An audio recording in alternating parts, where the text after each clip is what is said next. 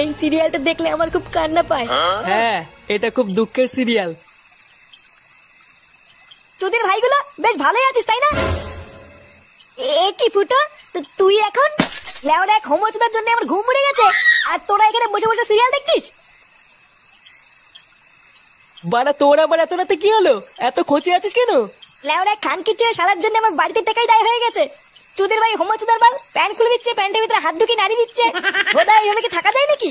এই গার মেরেছে ফুটো, তোর শালা যে এইরকম, এ তো আগে জানতাম না।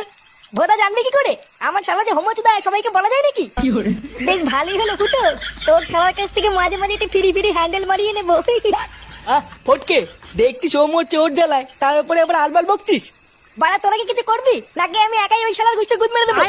লেওরা তুই অত মাথা গরম করিস না ফুটো, দাঁড়া কাল সকালটা হোক, আমাকে একটু ভাবতে দে কি করা যায়, তারপর তো শালার ব্যবস্থা করছি।